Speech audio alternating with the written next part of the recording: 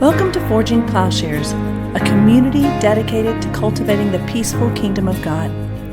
We hope this part of our ongoing conversation stimulates your mind and challenges your heart about what it means to be a follower of Jesus. Please stay tuned at the end of the podcast for a short message about our ministry. In this podcast, which is actually Class 7 and Part 2 of this class, in which Jordan is dealing with particular texts of Maximus the Confessor, the focus is on personhood and the role of personhood, rather than the role of a formula or syllogism or some propositional notion of final truth. That is, the personal is not something that can be captured or reduced.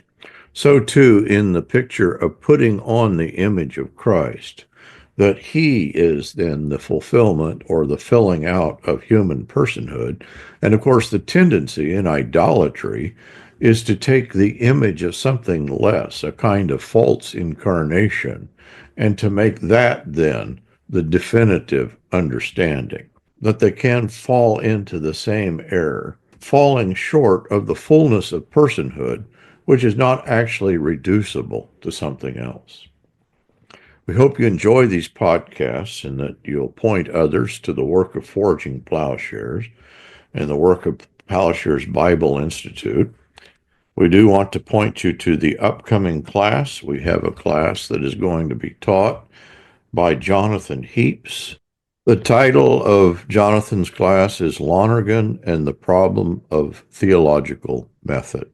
And so the course follows Lonergan's view of how theological method as a task and problem developed, especially on his way to the 1972 book, Method in Theology.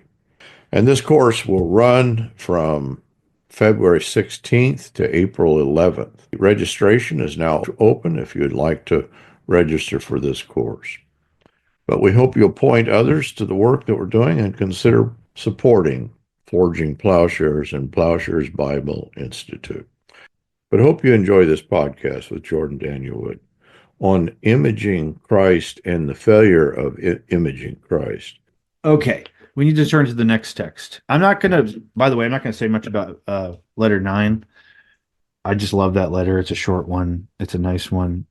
The best part about letter 9 is that it shows that a mere natural person is actually not what God wants.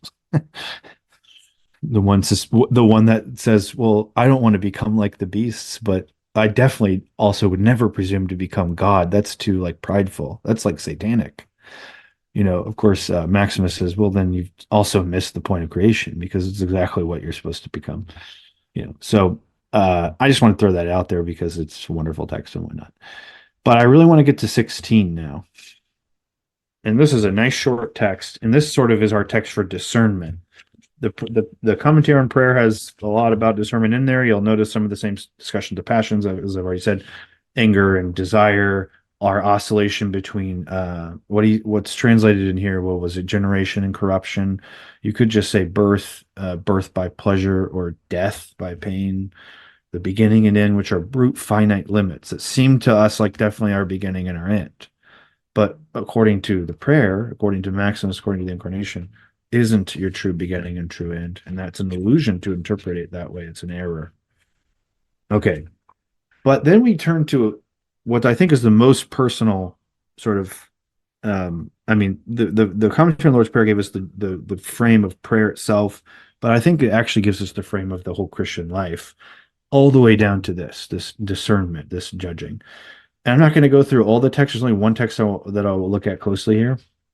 But I just thought it was such a nice, for one thing, again, you get a nice Maximus allegorical take, of the scripture.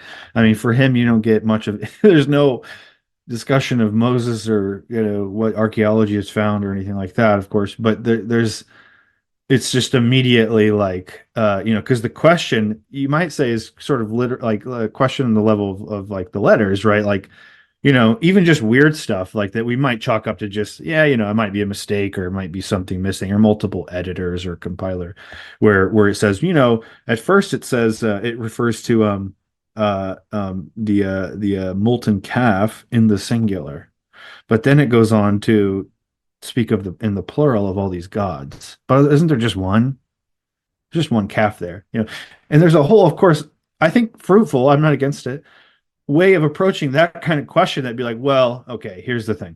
The end of Exodus, we got a few different editorial hands going on here. And, or also, no, there's a wider sort of point being made in the ancient Near Eastern context about the multiple gods can make use of the one idol, or, there's ways, okay, and that might even be right as far as it goes. For Maximus, that's not immediately what he goes to is, look, the molten calf is this phantasm that you in your spiritual life and through the passions within you craft in your image of the world, and this needs to be right, all this. So I think it's a wonderful picture, though. Whatever else you think of as exegesis, wherever you stand on that whole thing, at the very least, it's an extremely memorable way of, I think, formulating the dynamics of what I'm calling discernment. Because what he's saying is that notice a few things up front. Maximus does not think you can avoid making images, what he calls phantasms. That's a natural power. That's just inherent in being a rational being. By phantasm, he means, you could say it this way, just simply interpretations, like intelligible pictures, positing coherences of this and that. How does this work? What does this mean? What does it signify? How does it relate to other things? We're always doing this. We're always interpreting everything, even if we're not doing it explicitly. Even down to the point that our reactions to things are like laden with judgments and interpretations that we might maybe never even. So, for example, I love this, and I think it's Evagrius as well. He says, and I felt convicted to put it in that way. The moment I read this, he goes, have you ever gotten angry at an inanimate object?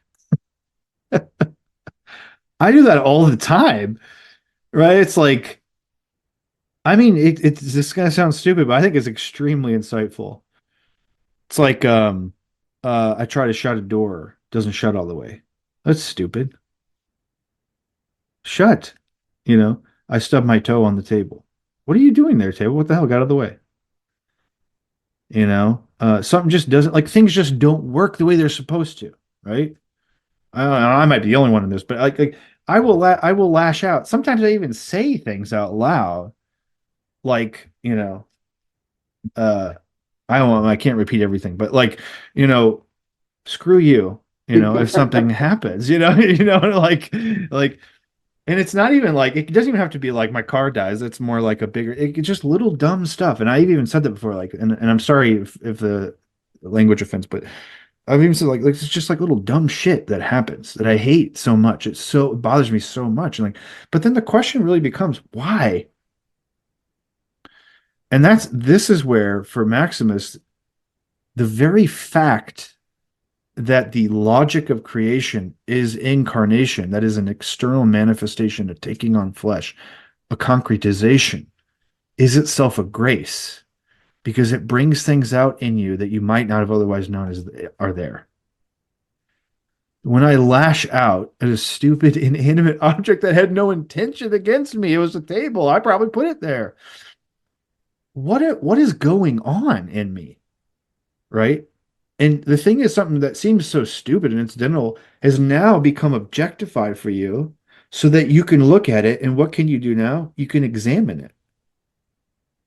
But when you examine this object that has now become this event that has now become clear to you, you yelled at that door or that table, that immediately means you're starting to self-scrutinize, because you've brought out of yourself and made into an image, a phantasm, a molten calf.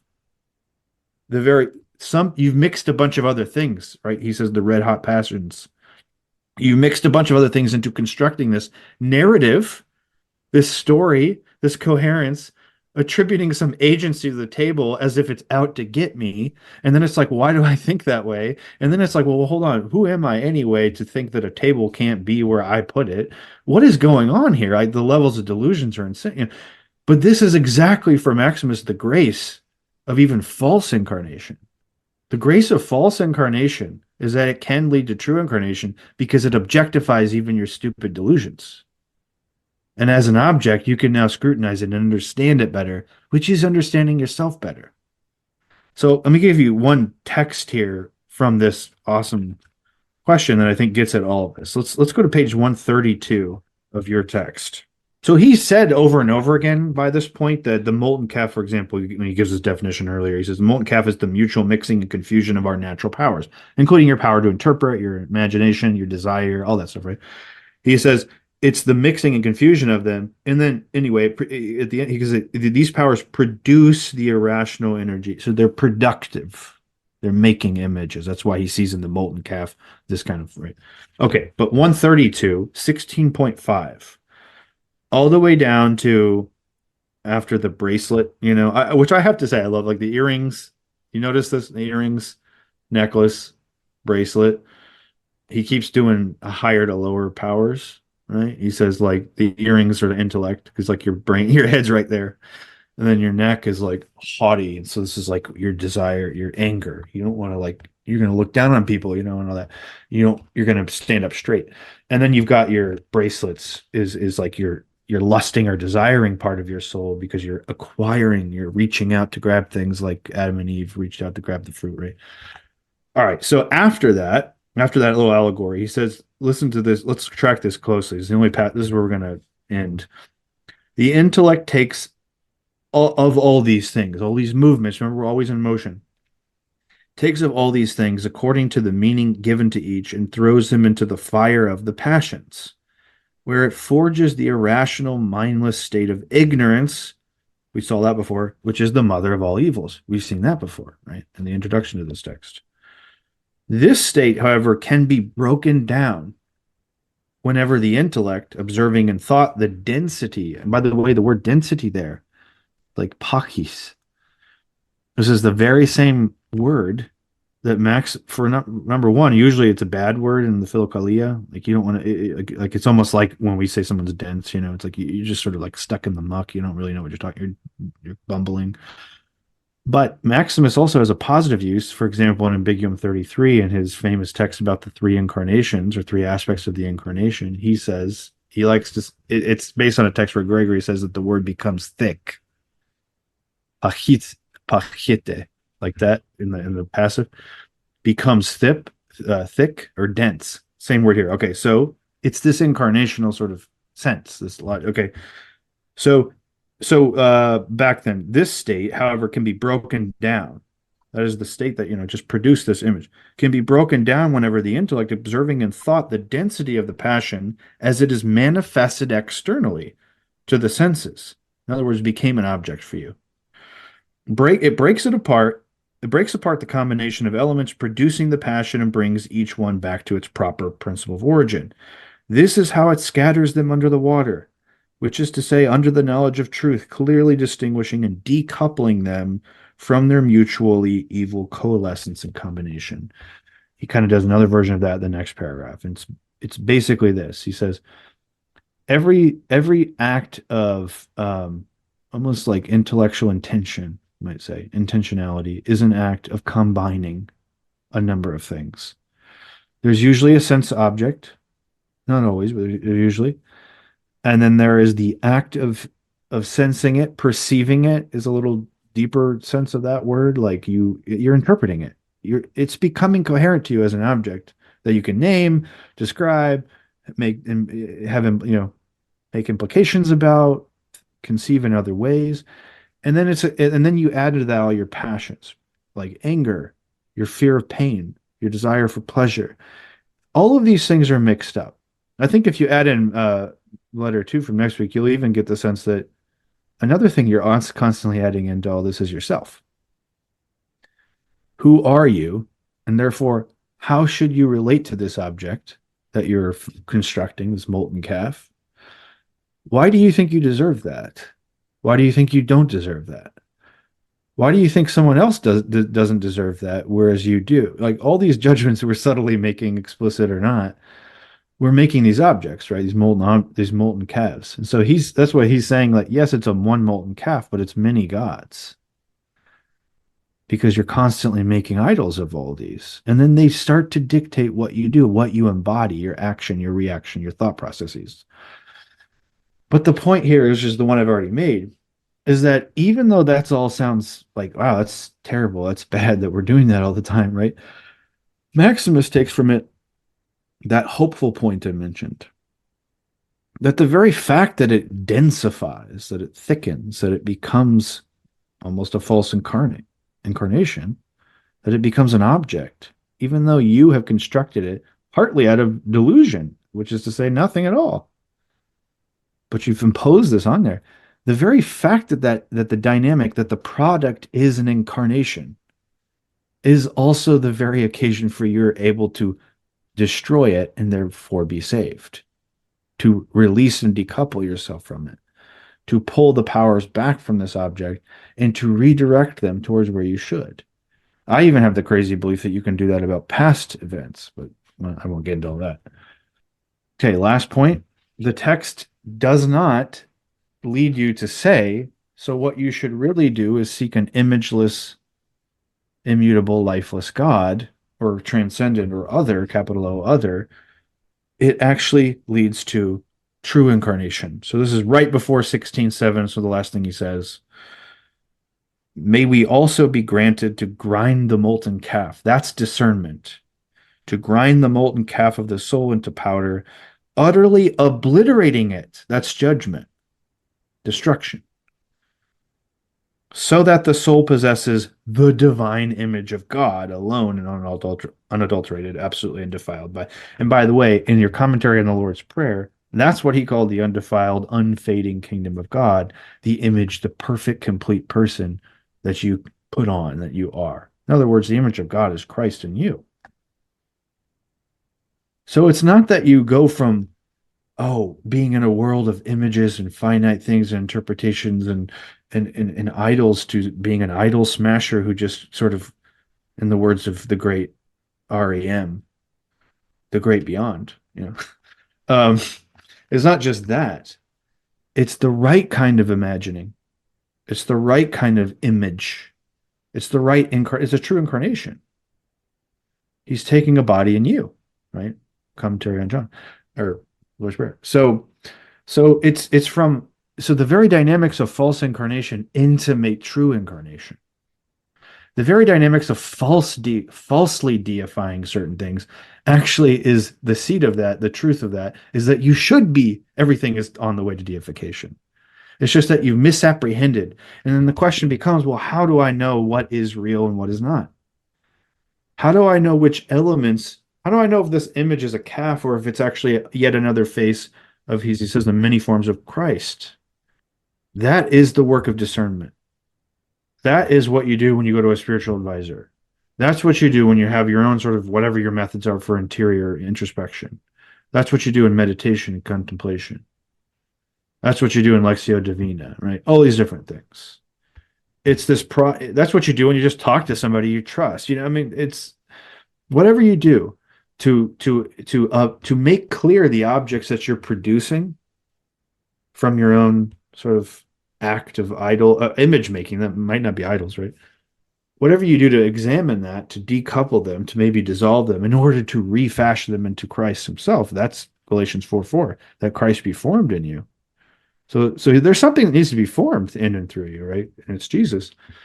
Then that word discernment, this is why the Jesuits, they have that crucial moment in like Ignatian retreats and exercises where there's no formula for it, right? There's no like, here's the template. It is, and I love this. I was going to find the text and I don't have time because my books are scattered and packed and everything. George MacDonald, I've got to bring him in. He's got a great character in, I think it's in Fantasies. I always forget this part. But, Anodos is his name. He's like the one being led through these worlds and stuff, Anodos is already interesting. If you know Greek, that's ambiguous, right?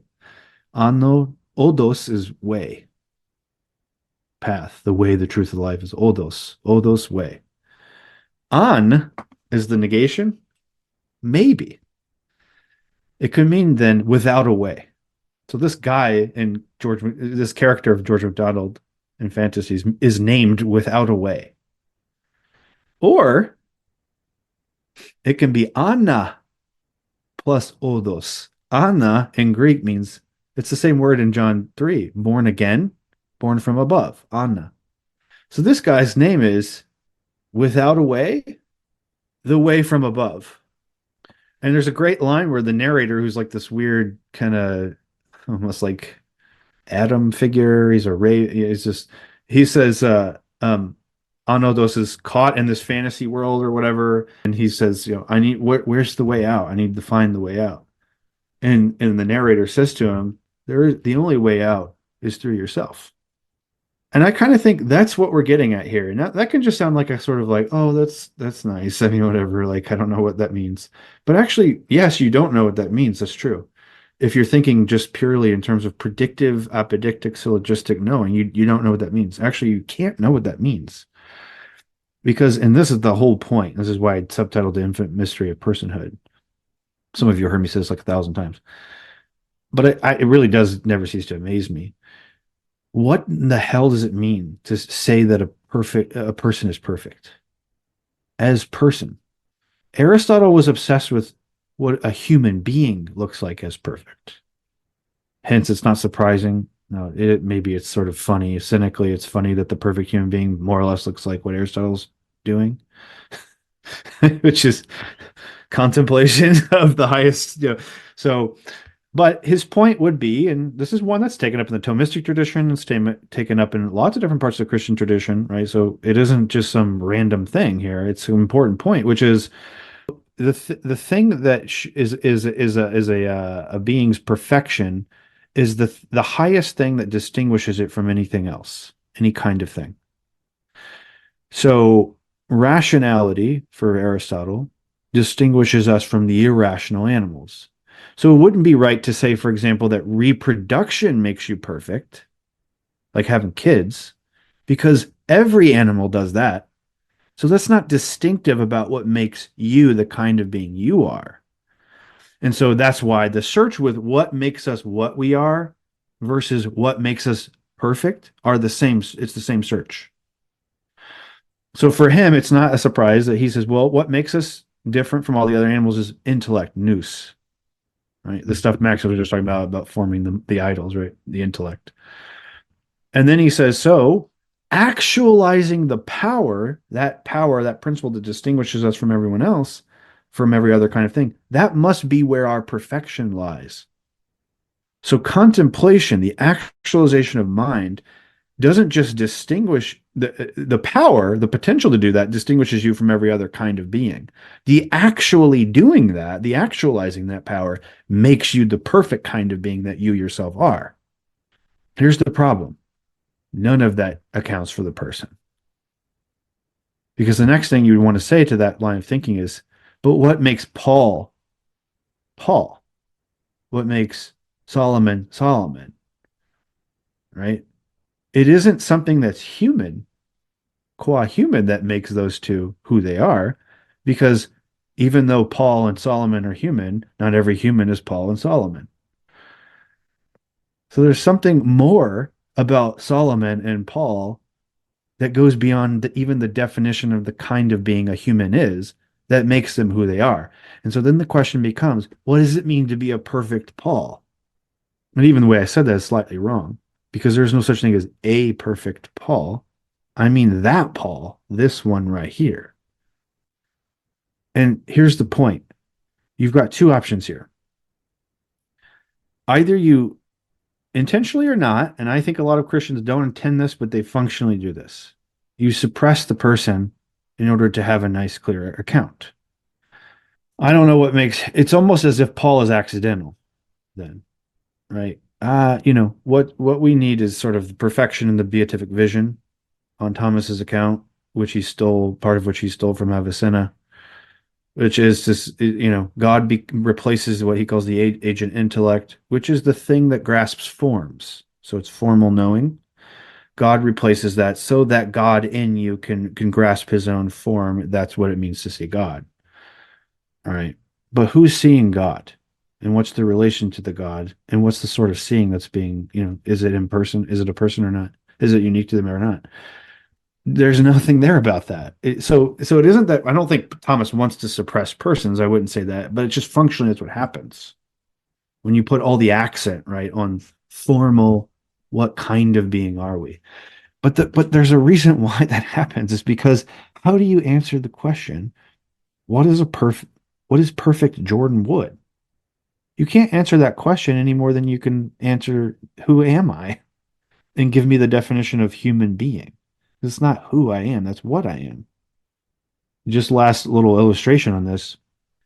It's an old observation in among the grammarians and among logicians, say even in antiquity that begin with grammar.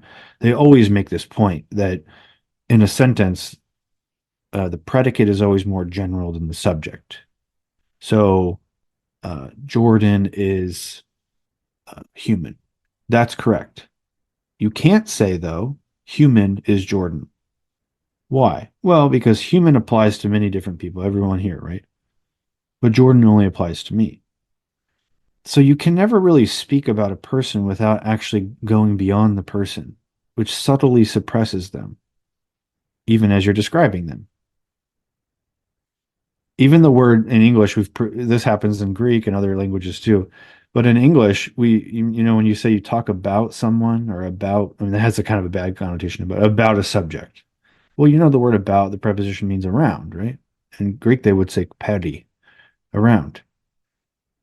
Because you're always talking, everything you say about a person is just like kind of swirling around them, but you're not getting at them.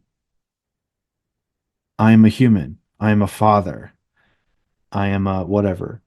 You're not getting to me though. You're just saying me, and then whatever else you say is just an aspect of me. But you always presuppose the person or the subject. You never really get and express the subject as such.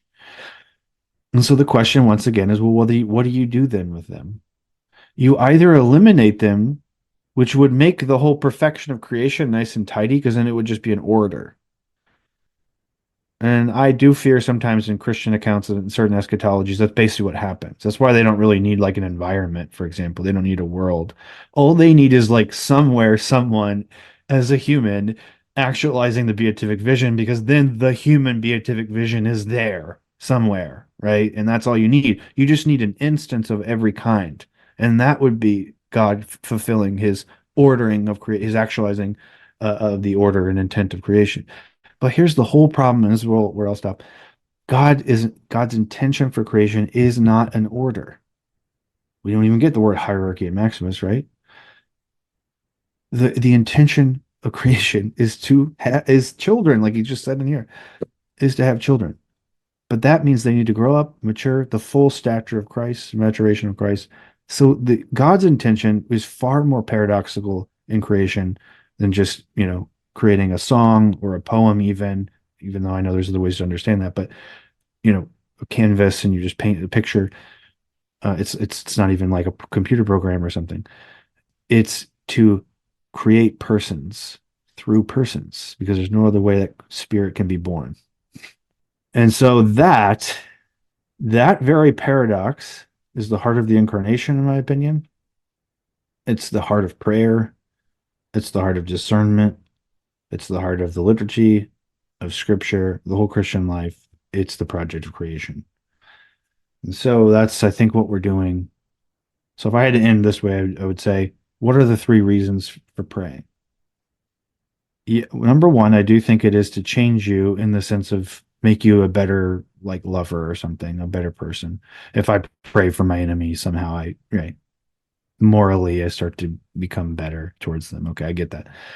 Number 2, it's to conform my will to God's will, right? It's sort of it, and so yes, it's also changing me with respect to God. But here I'm going to add this. Number 3, it's to make the world and make myself. So that's a different thing that I think we need to see when we do and engage these acts. So the whole time you were talking, I can't help but see like a lot of parallels, like with the way that Maximus is thinking about these things, and particularly freedom, and Rudolf Steiner's philosophy of freedom. Steiner says that the person who's following their passions and desires and the person who's following a moral code are equally unfree. And for Steiner, freedom essentially expresses itself as love and creativity, and that it is only found in a personal ethical response to a particular situation. Like that's where freedom can be exercised, which is why moral codes don't work.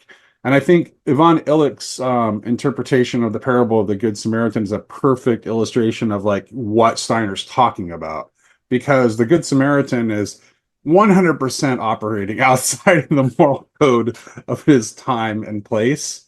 And he's not following his passions or desires. And what he's doing is a truly free act. And sometimes and this is one of the things that Christianity has like tended to do is like when we try to reduce it to a moral code, it loses the sense of this. But I think that what Steiner is talking, and Christology is like super important to the way Steiner thinks about everything. But I think that kind of freedom is what we're really being pointed toward. And I see the same thing reflected in Maximus, a very similar idea. Yeah, and that also, the connection I would make is to Nikolai Berdyaev. He's, creativity is like one of his major themes, a book on creativity. And I think that is a legitimate, it's almost like another way to put the exact same thing we talked about in prayer. It's always the same kind. I mean, these sorts of angles, they're particular concentrations of the question, but the question kind of is the same. How can I really legitimately contribute to creation if I am the effect? And you might say, well, God, there's primary, secondary causality, right? So that's always what people do. It's like, well, God is sort of the ground, but we all know that that's just sort of a suspension of the question. Because then I can just immediately ask, well, then what is the relation between the primary and the secondary act of causing? Was there a third one? So like that's not going to work either, because the question will become, you see, here's what we always do. It's easier to fall back on abstraction because it actually blunts the question's force to begin with. I feel like this is happening all the time with Thomists, and I'm sorry if anyone's a Thomist. I don't mean to pick on them, but I constantly feel like, I too can avoid the question by stating an answer in such a way that denies even recognizing the question. Like, that's not hard to do. So if you say, for example, in this instance, this is like the De Auxiliis controversy in Catholic modern thought is like a huge problem, still kind of unresolved. But that was sort of the heart of it as well. This act of creativity with respect to grace was the issue there. And one way to solve it, one side said, well, grace and human freedom and whether or not we cooperate or to what extent or what really determines the saved, all that stuff. The heritage we got sort of from Augustine on. One way to resolve that is to say, well, God, gives you the power. Number one, God gives you the abstract, the generic power of freedom. Okay. That doesn't matter because there's no such thing as a generic power of freedom. The only thing that's actual are free acts. And so they're very determinate. They're not general at all. Okay, so then the question becomes, well, okay, he gives you the ground of freedom. Okay, but the actual act of freedom, does he cause that? So like the act of faith, believing, whatever else you have to do. Does he cause that? Well, I mean, then what about evil things? If he doesn't cause that, then you're actually the one who determines your salvation, not God. If he does cause the acts of salvation, does he also then cause acts that are evil? But then he's evil, right? So they go dance around, and a lot of the way to suppress the whole kind of conversation is just to say, well, is to kind of pull back and say, look, God is the cause of our freedom. He causes, grace is distributed somehow, and you just sort of say, look, God does have an absolute will, but then he's got this consequent will. And that is sort of like he will give you the power, and then based on how you use the power, your power of freedom, he sort of then has another will in reaction to that. And it's all just this successionism stuff. It's this, and you just put things in order. Of course, the problem is that God does not will an abstract order. the problem, like God actually wants you to do X or not X or a variation of X, and certainly not Z or what, like there are some, like he's got actual wills about determinate things. That's why I like when Maximus puts it in the plural, wills. But then that reintroduces the original question. Okay, so then what is it then? My actual act of creativity, is that God or me? And the best we get today, by some very great minds like Rowan Williams, whom I totally respect, is you get a negation, a double negation. It's just non-rivalrous. God and the human will don't rival each other. But that says nothing about how they actually relate.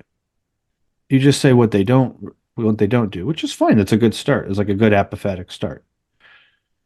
But I think we can go farther than that through the incarnation would be the right. And the Garden of Gethsemane is where that happens. But with the kind of the end of our discussion, or your discussion there with the depths of the personal and the mystery of who we are more than what we are, and that whole discussion, I wonder where would the conversation go if you combined kind of more of the kind of Nicene epictasis discussion with the tantum quantum and deification element, where like we will, for outside of time, there will just be the eternal discovery, the stretching discovery of the depth of who and what God is, in a way that I think is probably fair in certain contexts to emphasize the who over the what. But I mean, especially if what is turned into a kind of a crude object that is restrictive kind of thing. But at the same time, I feel like, at least in God, like the who and the what ultimately are, I don't know, cataphatic signs that are the same thing ultimately for God, because God is, simple and the one.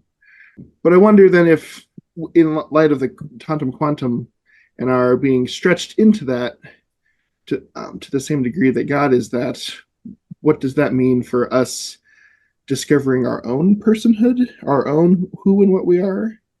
I wonder if something along that lines of logic might move the discussion forward at all. yeah, so you're saying that like in God, while it's okay to talk about who and what, and maybe even privilege the who at some points in God, there's a sort of like a unity, a oneness and simplicity that ultimately they're. I mean, some people just straight out say they're the same and they are identical with one another. What God's essence is existence, right, etc. And then if we have that, what does that become for our process and goal of self-discovery and perfection?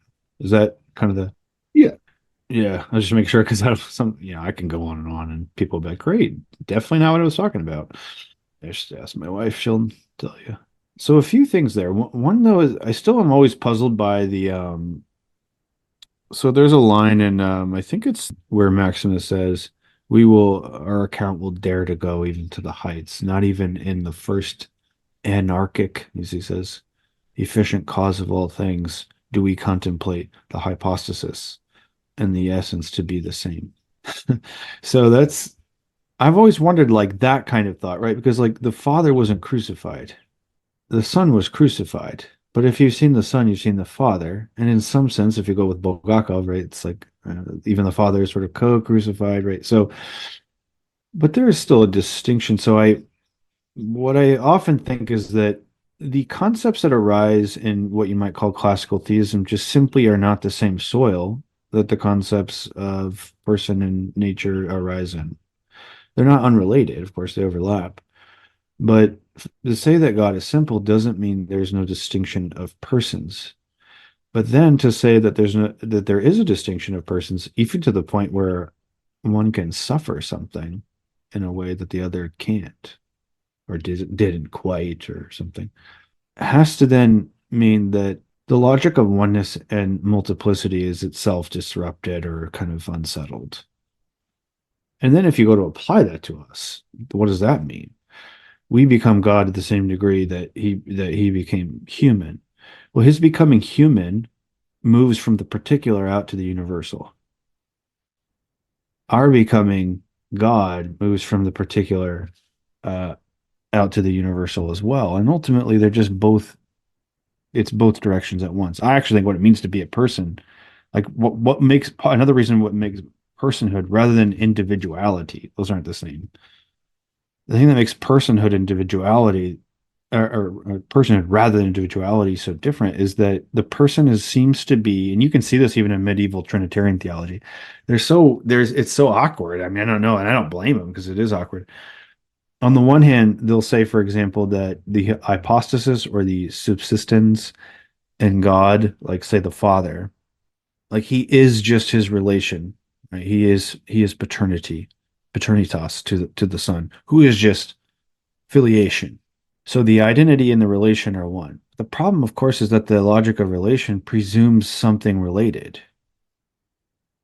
which means there seems to be like a subject or a subsistence that is just as much the condition of the relation as the relation is the identity of what's related. And so they're constantly kind of speaking both directions. They're like, well, a hypostasis is like the hypostasis of the Father is his generating the Son, his being the generator of the Son. But also the one who generates the Son does so because he's related to the Son. So it's like this double, he is Father because he generates the Son, and he is the one who generates the Son because he is Father. So who is he? So I think the person in Trinitarian theology, even in medieval times, but I think also in Christology, the person is that weird reality which is at once more determinate than the individual, if I can put it that way. It's like more determinate, like whatever your name refers to isn't an individual human, it's Solomon. Well, who is that? Well, that's exactly the question, right? We don't. So who you are is both even more determinate than an individual, and yet more. I say it in my book, more positive. Like you are the immediate cause of the question itself. That's how positive you are fundamentally. There would be no question who is Solomon unless you were already there to ask that, to even be the occasion. Okay, so we got that part. So it seems like you're like very much the hypokimenon, right? In Aristotle's like the subject, the underlying subject. But then, of course, the person is also seemingly precisely because the person isn't just an individual and therefore delimited by its relation to its kind, generic, other forms, other individuals as monads or whatever. It's also most open to almost every kind of relation. So am I ever done being Jordan? Do I ever cease acquiring relations? Was there a point in my life, or will there be, when I'm like, okay, I'm there we go. Finished. Being Jordan, becoming Jordan, finished. It seems weird to say that. It almost seems like we're talking about something else if we do say that. And I think in love, we already know that because you don't like finish loving. That's not a project that ends in that sense. Okay, so what does all this mean about our self-discovery? I don't know what to say in generic terms. I mean, part of the whole point always has been to thrust us into the actual life. Like there's no other answer really than living. But I do think like this means that the process of self-discovery is not just like intellectually puzzling, it's existentially demanding. And there is no way to preempt it by coming up with a nice account for how it'll go. You can only live it. That's actually why I think that opens up too, just as a side remark, these weird possibilities about kinds of necessity. Like, do I need to experience something bad in order to become a better version of me or whatever, or more sort of discover and actualize more of who I actually am? I don't know. Maybe I needed that at that time and place, but I don't know if the need there, the necessity is the same kind of thing as saying like, does the apple need to fall to earth when it is plucked off the tree or whatever? That's a sort of a side point, but yeah, I think that's why I'm sort of really wanting to say like mysticism, asceticism, exploration, creativity. These aren't just like qualities added onto an otherwise spiritual life. They are spiritual life. There is no other way. There's no anodos, right? There's no other way. Which is to say, there's no other answer. There's not an answer for that. I love this. I was just reading Leontius of Jerusalem the other day, as one does.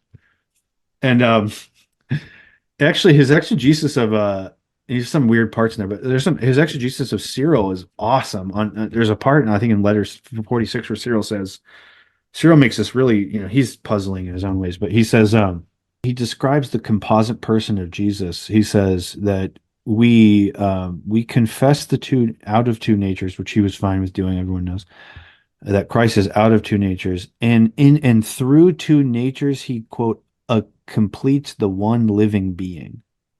That's the phrase, the one living being. Now, Miaphysites that Leontius is opposing, they said, well, so see, look, they're claiming Cyril's authority for their position that there's one nature. You only say one nature of Christ, you don't say two, like Chalcedon. So they reject Chalcedon. The Miaphysites are going, so look, Cyril just said it's out of and through two natures and one life. That's one nature. Leontius's response is really interesting because he says, no, Cyril doesn't mean to say there are no longer two natures. If he meant to say that, he would have just said that. It went from two to one. What he says is that one living being is achieved through the two natures. And then Leontius adds, he says, now the living being is not even life, eternal life or temporal life, divine life or human life. And had he said that it was through two lives, then maybe you would be right to then compare it to the human being body and soul, which makes one nature, two lives, one life, one composite nature. He says there is one living, not one life, noun, abstract, like essentialized, one living. Which I just think it's an awesome point. I don't know how far he intends, things, but I'm like looking at this and I'm like, this is the grounds of like a Christian sort of existentialism, or a Christian sort of like personalism, better maybe. It's Christ's truth as one living being, which even supersedes our conceptions of life, whether eternal or not. And that is, what is that? There is no way, as he says in question 60, there's no other way to know it except by experience. So what does it mean for self-discovering? Well, nothing generally. It doesn't mean anything generally. I mean, that's the tough thing. The question has to eventually become, what does it mean for me? What does it mean for me? And I'm just suggesting that's what we should sort of mean by discernment. That's what that is really about. And I think ultimately, I guess if I have to throw a formal thing at the end of it, I would say like the kind of identity that we will be, the kind of identity that we ourselves will be, like Solomon will be. The perfect Solomon is somehow going to be the point of perfect intersection between utter singularity and uniqueness and absolute openness and perichoresis with all things and with God. And that is just what it means to be a member of Christ's body, which is the only reality that actually is. But that's all still formal and all that, right? So but yeah, maybe part of it also, at least in my mind, with wanting to keep the who and the what together, is in the what kind of following with the, all of Adam is, all of humanity is one being and the microcosm and all that kind of logic, mostly for the practical effect of then, almost kind of like Hart does in his third meditation. Like you can't chop off all these relations. You can't have the rest. You can't have your own eternal good of your self-discovery without all of your relations and all the things that go along with kind of the what you are, because you are what among the who and that kind of thing. So and to be fair, like that is very often the way Maximus talks about the nature of principle of nature. Sorry, is that it has this unifying effect, just like that. And this is kind of relevant to like David and I are kind of, I would say, just difference more or less of emphasis. He would say like absolutely different and all this kind of nonsense. Here's the temptation though that I want to resist. When Maximus says that the principle of nature and like aligning ourselves with nature and so forth, although he says that, he also simultaneously, as you saw in letter 9, says so often that clinging to the principle of nature is like makes us go like virtue and enacting and actualizing virtue. Deification goes beyond nature and actually sometimes it says against nature or outside of nature. Paraphysin. So he's got all of that. Kataphysin according to nature. Paraphysin against nature. Sometimes over nature. Iperifisin, right? All of those are kind of at play for him. And I think the reason why isn't just that he's sort of inconsistent and doesn't really, sometimes gets it right, sometimes not. I actually think it's a more profound appreciation for the necessity and limits of nature as we typically apprehend it. So here's in the case in point, one like in Hart's third meditation, which I love, and I pretty much agree with all. I don't know if there's anything in there that I really disagree with. But if the takeaway is that us all being one nature unifies us in the way that my concept of nature is unified by its elements, that's not right. A concept can be unified without any free act from anyone.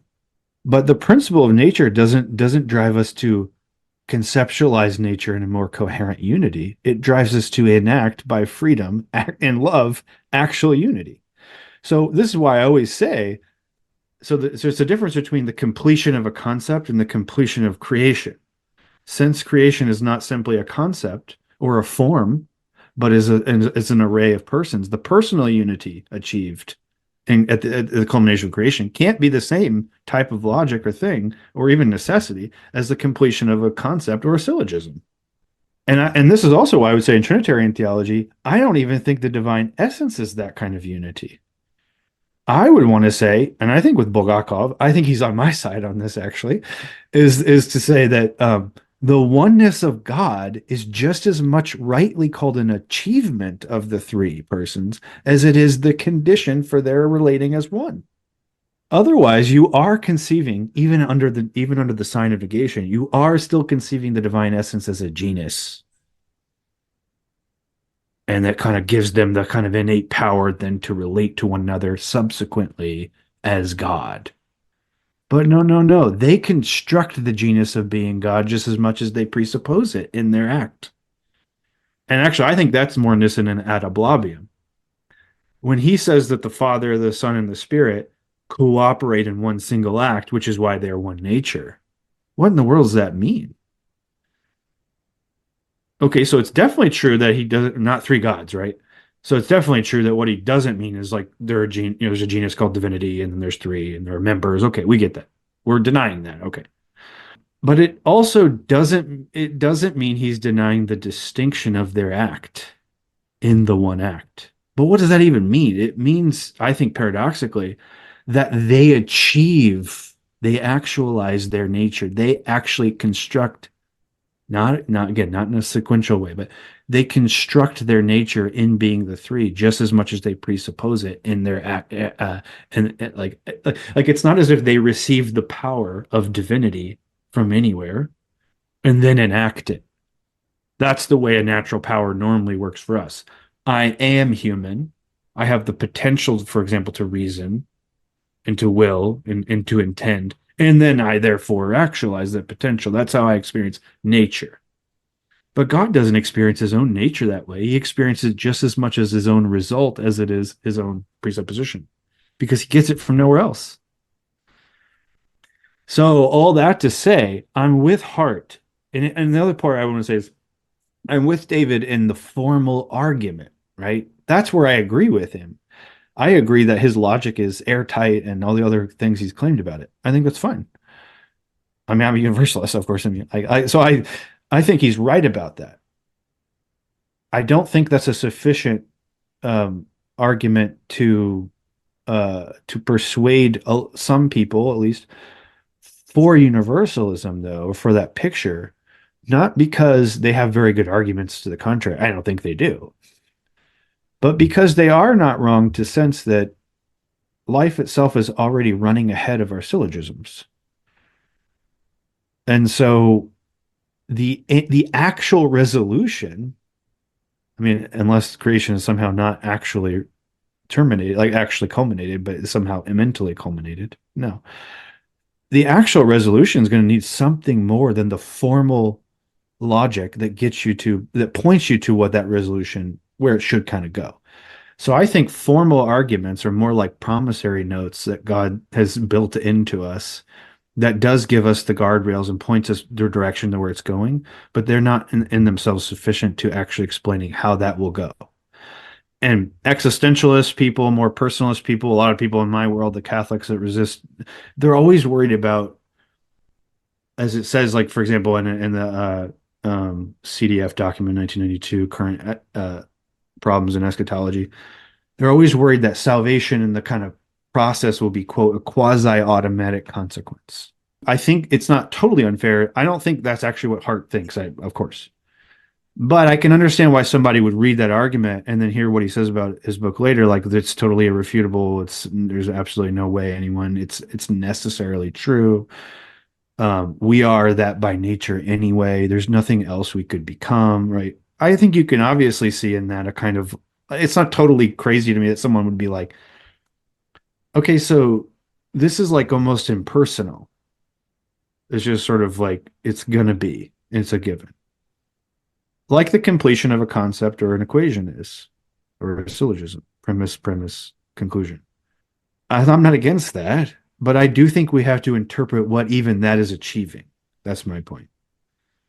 And what I think it's achieving is a real achievement. That's why I'm with David and not with a lot of his critics on the actual substance, right?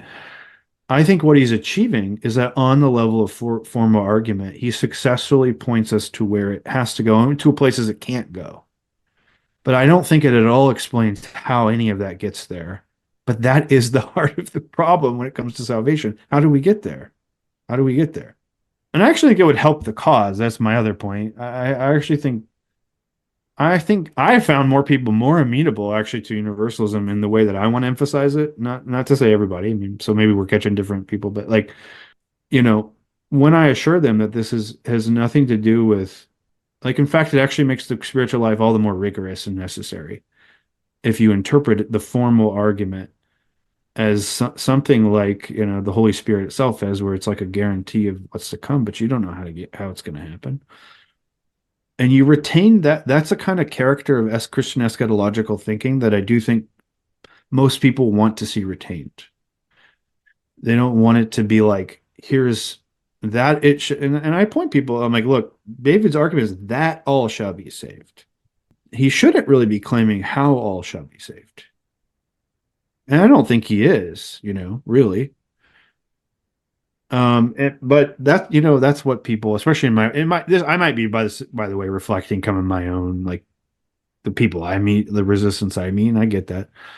But I think a lot of people want to be like, where's the, like, acknowledgement that the road has to be walked, Where's the acknowledgement that even though it also makes totally no sense that God would create a world that's bullshit, look around.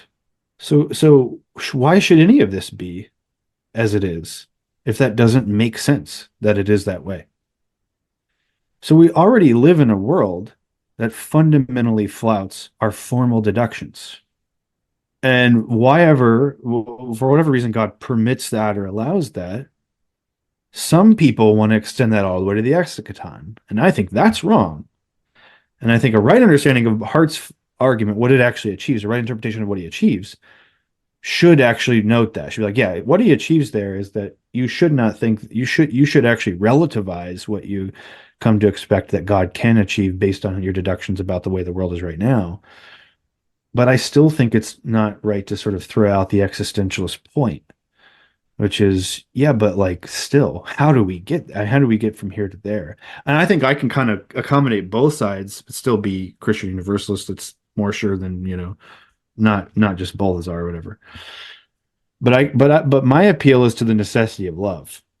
And I think it is too with Hart there, right? I mean, what do you think, Solomon? Like, all the stuff I'm saying, when you're reading the book, I think right now, or you've recently read it. And I've even brought it up to David personally. We've had this conversation a little bit where I've been like, look, like the way you describe Roland at the beginning of Roland and Moonlight. Come on, you're not a personalist? That's like the most gushing, unique, pay attention to all those idiosyncrasies, sort of obsessive, in love sort of knowing that you can have. Like, of course you say, and he's like, well, yeah, I'm not saying I'm not, And I'm like, okay, but then realize in meditation 3, when you just say like, what are we but the sort of sum total of our relations and made up of all that? Well, we are also more than that, because otherwise we couldn't be related or relate to anyone if we were simply the sum total. We're not the sum total. We are, but all those relations are essential. This is the dynamism and logic of love. I think I can meet both sides' concern, actually, at the same time. I don't know. Solomon, what are you thinking? Like, what do you think about this? I would almost agree exactly. I mean, I think I've agreed with what you're saying, like content wise, almost everywhere. Though I would almost like, I would think like what you're saying in my mind leads to what I was saying.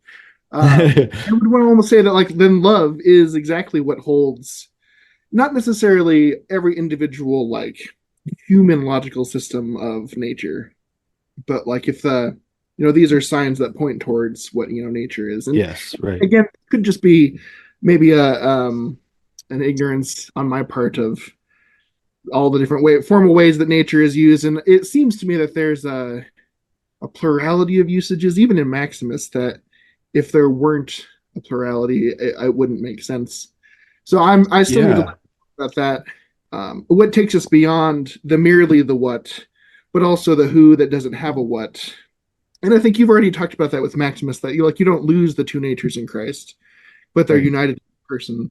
And so I think that very much is exactly what I'm trying to get at. I mean, it's hard to disagree with someone who's very close to your position. Right. I need you to be like just crazy over there so I can.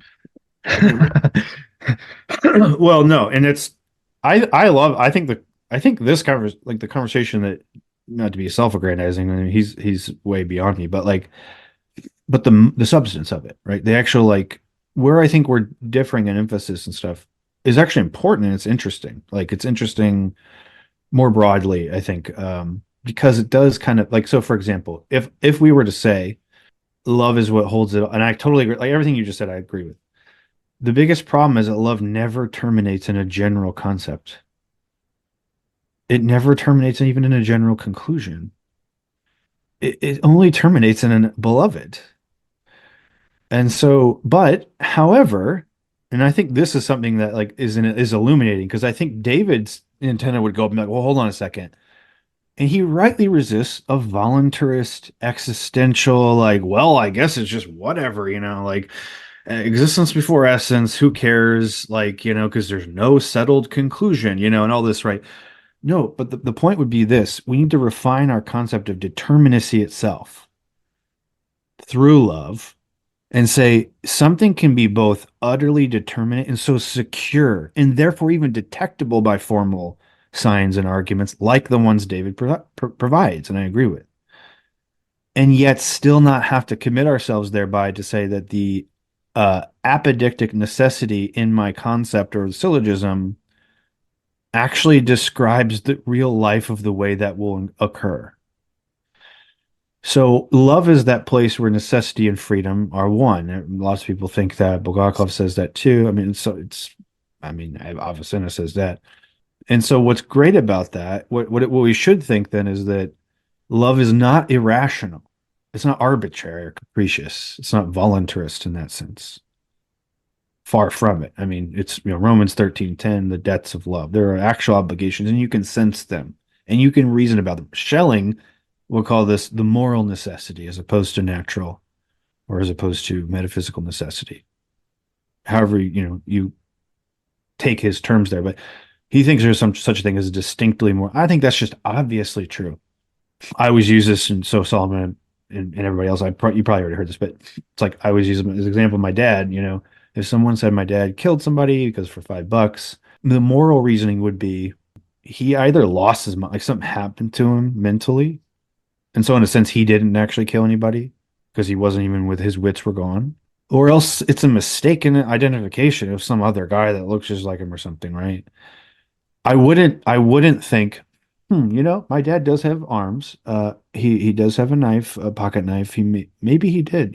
It's logically possible, that he stabbed the guy because, he is a human being. He has intentions and will. His orientation for the good. Maybe he thought that was good. Maybe he wanted $5. None of those things wouldn't even arise as like a plausible ground. And if somebody then asked me, well, how can you just so immediately say, well, those are the only two options? What am I supposed to say other than because I know my dad? But that's not an argument in a syllogism. I mean, you can put it in a syllogism, of course, but you see what I mean? Like the kind of knowing and the kind of certainty or closure in argument, even the premise there, is not a formal one. It's a personal one. I know my dad, therefore I know these are the only two options. But you guys don't know my dad, so it's not the same for you. You might say, well, but I know Jordan and I trust. So then you go on testimony, and there's degrees, right? Everyone can have degrees of certainty with regard to that judgment, that time, play, whatever. Okay. But my point would be is that, right? It's like, it's just not the same. If love is what holds it all together, then it's going to have that character too. It can't just be a formal argument. So that's the tightrope I'm walking. I don't want to throw out formal arguments because they really do have a place. I'm not anti-abstraction. That would be abstract, It's their uses for certain ends and purposes. So for him to make his argument about freedom, for example, to destroy the voluntarist weak appeal is great. I agree with it. I think it does. That's its purpose. It succeeds. Forging Plowshares is a community dedicated to cultivating the peaceful kingdom by providing in-depth, transformative biblical and theological education and discipleship. If you have found this podcast valuable, please remember to share on social media. If you have questions about what you've heard, or if you'd like to learn more about how you can get involved with Forging Plowshares or even support this ministry financially, please visit our website, forgingplowshares.org.